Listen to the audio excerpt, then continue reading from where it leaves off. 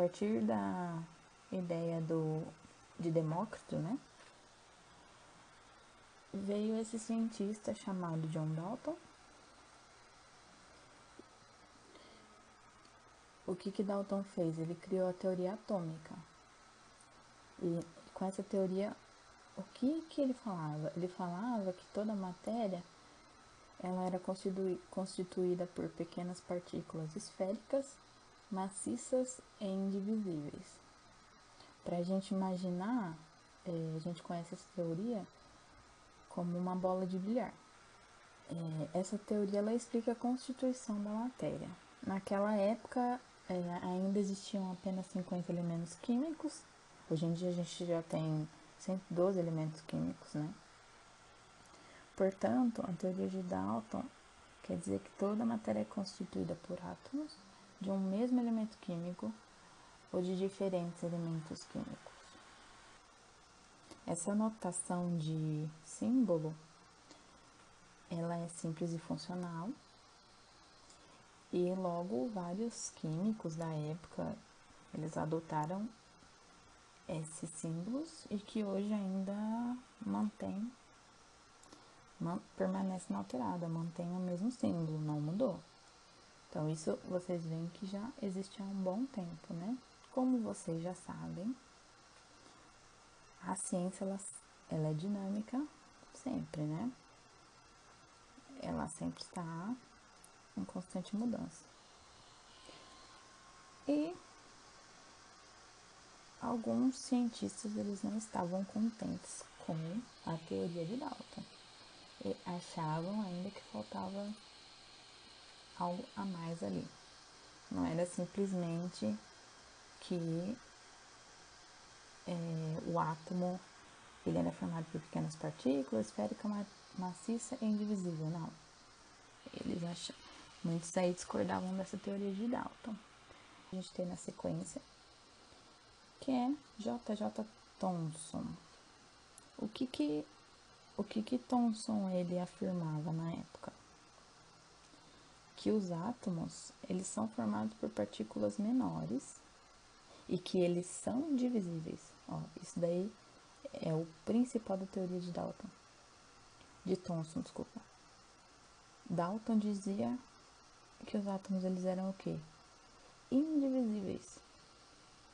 Aí veio Thomson e disse, não, os átomos eles são divisíveis. Ele realizou uma série de experimentos que abalou a convicção que os químicos tinham sobre átomo, né? Então, Thomson conseguiu identificar, além disso, uma partícula de carga negativa que fazia parte desses átomos. E essa partícula que a gente conhece hoje foi chamada de elétrons. Ele propôs um novo modelo científico.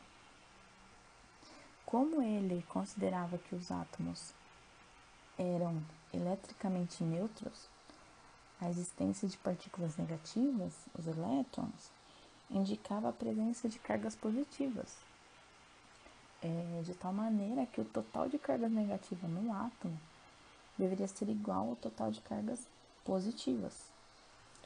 Então, o modelo atômico de Thomson propunha que o átomo ele fosse maciço, esférico, descontínuo. O que é essa descontinuidade? Ele não era uniforme nem homogêneo.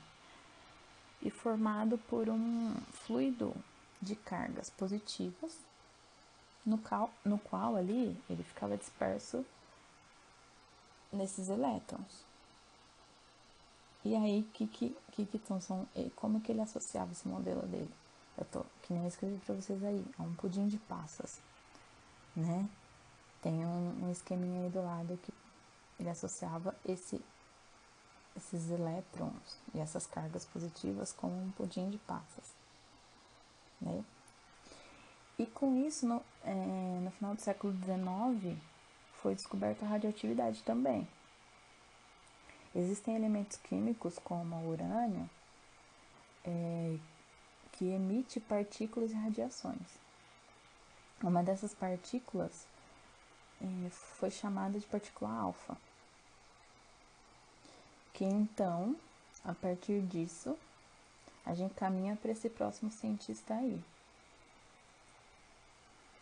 o Ernest Rutherford, né? Que ele realizou o experimento com a finalidade de estudar a estrutura do átomo, certo? É o que ele queria estudar ali. O experimento dele servia para verificar se os átomos eram maciços. E é por isso que ele utilizou essas partículas alfas.